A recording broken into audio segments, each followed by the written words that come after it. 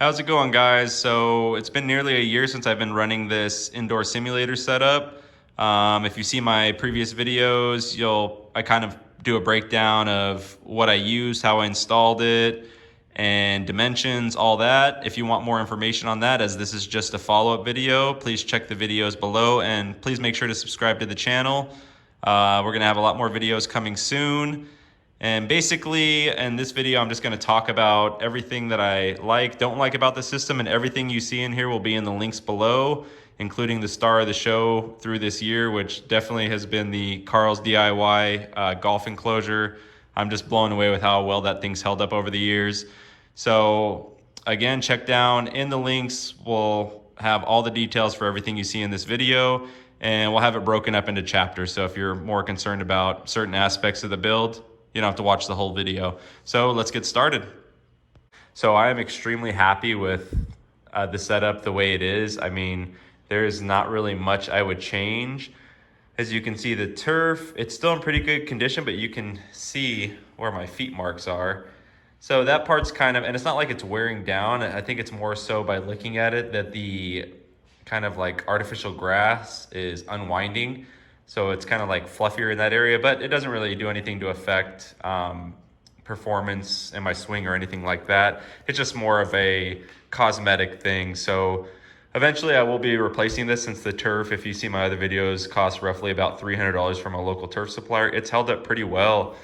I mean, everywhere else except for that part. I like it. You can putt on it, and this does not have sand. It's not secured to the floor. It's just on that gym mat base from the previous video where I talk about it. But I mean, I find myself in here, you can hit putts. It rolls pretty nice, a little bit slower, but see if I can do a one-hander there. Nearly made it, but you can see it rolls nice and true. So as far as the turf goes, I really like that. Also, if you've been following the channel, you know that I've made my own kind of divot style insert, and this thing is working out really well for me so far. It's not to the final product stage yet because I'm still doing some testing, but you can see I just have mine sitting in the ground here so I can actually pull it out, and it is still intact. There's no cracks or anything. Anything that looks like a crack's probably just a smear, but this thing is not cracked. And then this is the block I was telling you about in the other video, where I like it to take a real tee. I know they make some nice 3D printed tees and everything like that, but I just like using a real tee. And for people that want to see how I have it inserted in there, basically no tolerance front or back, so it doesn't slide, but I have a slight gap here just so the board can return back to its position. And then as far as the tee, I could just put a real tee in there. I could put short tees in there if I want to hit irons or woods, but I just wanted it clean. So I like doing it this method because it can be the same type of turf that's on the surface. But this turf, for example, it does last a while, but it's kind of like wearing onto the to the club after so many hits. If you hit off artificial turf, it leaves kind of that green residue. So I have a pretty promising turf on the bench right now that I'm going to be trying out next. And I can say happily that the T slot is working and didn't cause any issues with the cracking using the correct board. But if you want more on that insert, there's a video for that as well. As far as the laptop, the Alienware M17R3, this thing can handle anything I throw at it. So I mean, I'm using all different softwares, golf simulator softwares, and this thing just cooks. And as you can hear, it's not really working too hard. Sometimes it'll occasionally spool up and you'll hear it a little bit, but it's not too bad. And usually I have, sound on, music, or the sound from the video game. I have this muted right now. And anyone who's wondering, what software this is, if you don't know, this is GS Pro. This is like my go-to software. I find myself using FSX 2020, though Launch Pro users know right now anyway that we still don't have access to FSX Play. Kind of disappointed about that, but either way, GS Pro is doing more than fulfilling everything I want out of a software. It has just about every course you can think of. Obviously, most people know this course at Augusta, or this par 3 at Augusta on A9 corner. So I have my lights turned up kind of bright for this video, but just so you can get a better, and it still creates a really good image. I could have it even brighter than this in here, and the image is still really well on that Optima GT 1090 HDR, a projector that I'm still using. And just to kind of jump away from the software real quick so we can cover this, still GT 1090 HDR, sitting about 7.5 feet back, that produces this, you know, giant 89 high by 117 inch wide image in that 4:3 aspect ratio. So really happy with this projector. I even watch, you know, movies in here, and it just does a really good job. So let me hit the lights real quick so you can see that GS Pro software for some of you that play with a spotlight.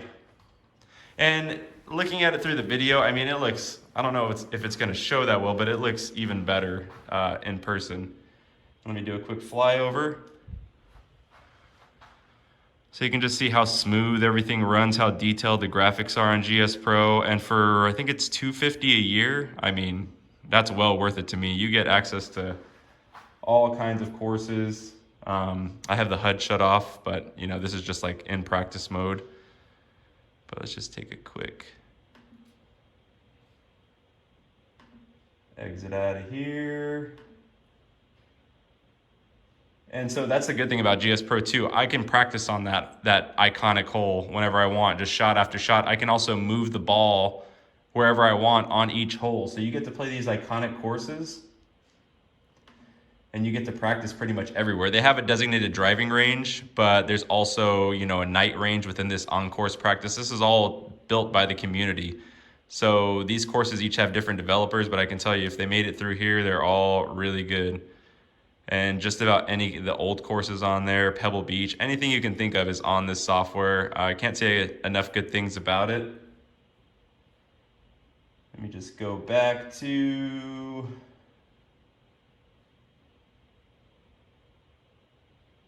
let's just go back to Georgia Golf Club. And we'll just let that load to hole one while we go over a few more things and put the light back on.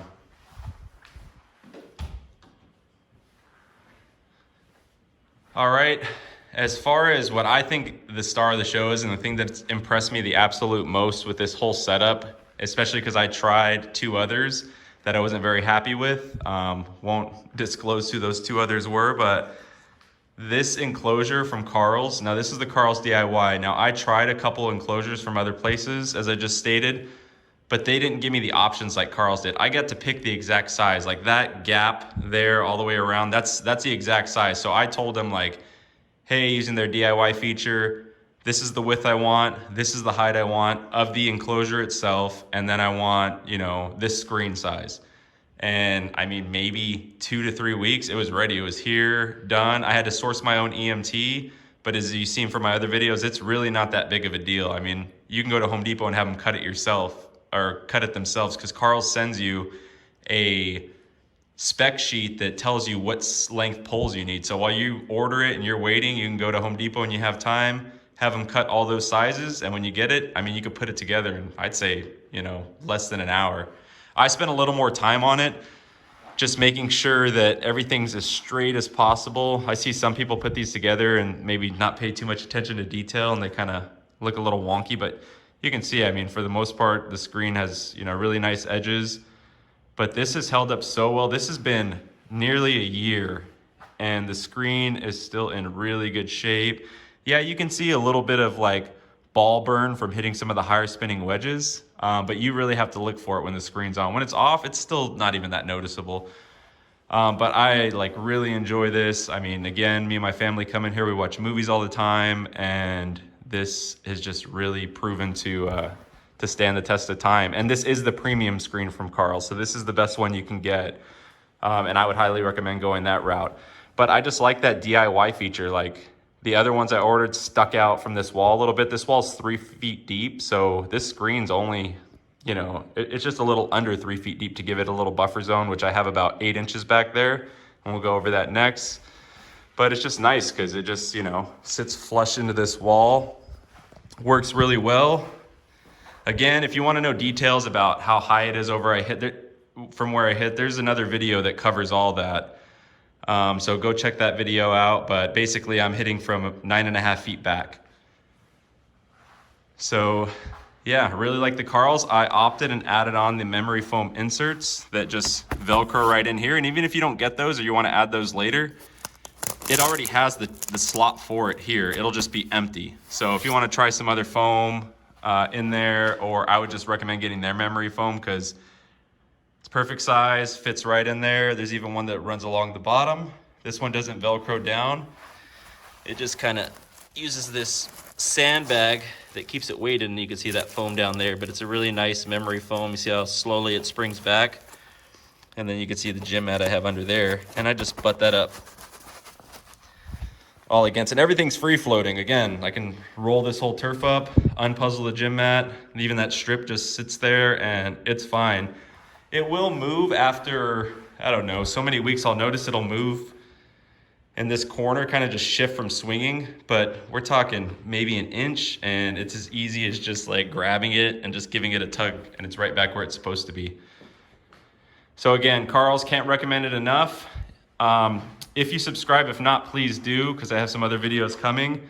Behind my screen, I have a memory foam pad hanging down to lighten the blow, because with Carls, they use this bungee system all the way around, and you can run less bungees to limit the recoil or the bounce back. Well, I wanted the screen to be nice and tight since we watch movies in here as well, so I added a memory foam topper behind the screen. And I've heard some people say, like, it's just like right there. There's like maybe an inch buffer zone, then it hits the pad. But basically the ball just drops right back down. On higher swing speeds, it does come rolling up, and if you clip it funky like a grounder or something, it might chase back, but nobody's been hurt in here, nothing's broke, so I really like that method. So if you're looking to do something like that, there's a video showing you exactly how to do that. And I've been on this mattress topper pad behind the screen for about, I want to say 4 months. No issues at all. Hasn't ripped, hasn't fallen. I can feel through the screen back there that it's not punctured. So recommend that.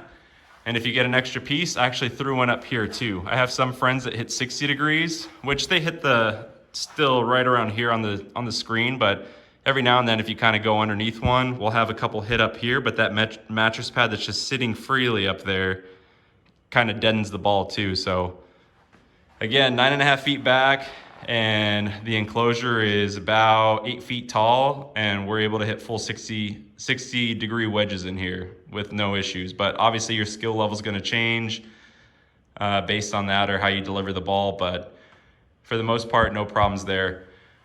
What else? Oh, and as far as the screen, as you can see, like I've seen some other screens after a year, they don't look this nice. There's like a big wear mark where they hit, and I hit 7-iron in here, 6-iron, quite a bit. So I'm hitting in the same spot over and over again for nearly a year.